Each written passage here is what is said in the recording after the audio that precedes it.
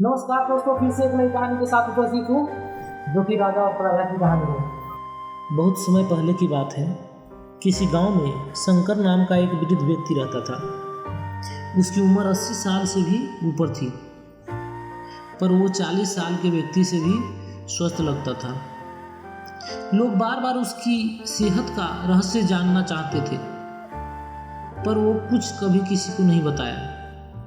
एक दिन राजा को भी उसके बारे में पता चला और वो भी उसकी सेहत का रहस्य जानने के लिए उत्सुक हो गए। राजा ने अपने गुप्तचरों से शंकर पर नजर रखने को कहा।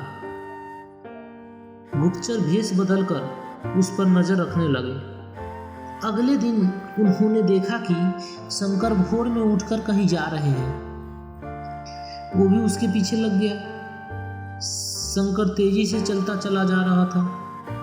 मीलों चलने के बाद वो एक पहाड़ी पर चढ़ने लगा और अचानक ही गुप्तचरों की नज़र से गायब हो गए।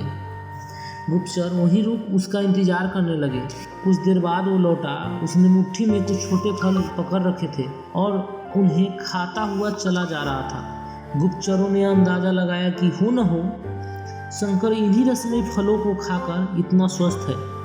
अगले दिन दरबार में उन्होंने राजा को सारा किस्सा कह सुनाया। राजा ने उस पहाड़ी पर जाकर उन फलों का पता लगाने को आदेश दिया, पर बहुत खोजबीन करने के बाद भी कोई ऐसा असाधारण फल वहां नजर नहीं आया। अंत में थक हार कर राजा शंकर को दरबार में हाजिर करने का हुक्म दिया।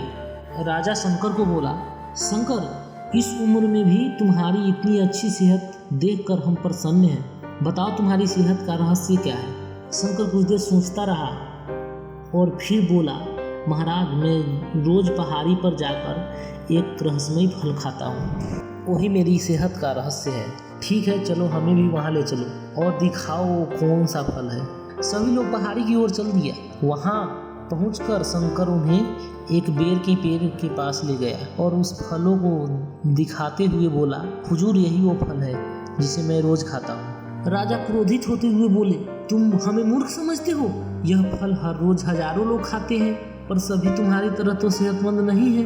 शंकर विनम्रता से बोला, महाराज, हर रोज हजारों लोग जो फल खाते हैं वो बैर का फल होता है, पर मैं जो फल खाता हूँ वो सिर्फ बैर है, फल नहीं होता। वो मेरी मेहनत का फल होता है। इसे खाने के लिए मैं रोज सुबह 10 मील पैदल चलता हूँ, जिससे मेरे शरीर का अच्छी वर्जिश हो जाती है और सुबह की स्वस्थ हवा मेरे जड़ी बूटियों का काम आता है। बस यही मेरी सेहत का रहस्य है। राजा शंकर की बात समझ चुके थे। उन्होंने शंकर को स्वर्ण मुद्रा देते हुए सम्मानित किया और अपनी प्रजा को भी शारीरिक श्रम करने की नसीहत दी। शिक्षा मित्रों, आज टेक्नोलॉजी ने हमारी जिंदगी बिल्कुल आसान बना दी है। पहले हमें छोटे बड़े सभी कामों के लिए घर से बाहर निकलना पड़ता था, पर आज हम इंटरनेट के माध्यम से घर बैठे सारे ही काम कर लेते हैं। ऐसे मौके होते थे वो भी खत्म हुए जा रहे हैं और इसका असर हमारी सेहत पर भी साफ देखा जा सकता है। WHO के मुताबिक आज दुनिया में 20 साल से ऊपर 35 साल तक के लोग ओवर डाइट पे हैं। ऐसे में ज़रूरी हो जाता है कि हम अपनी सेहत का ध्यान रखें और प्रतिदिन के जीवन में शारीरिक श्रम को महत्व दें। दोस्तों, यह वीडियो कैसा लगा कमेंट्स में जरूर बताएं। लाइक, सब्सक्राइब और शेयर जरूर करें। धन्यवाद।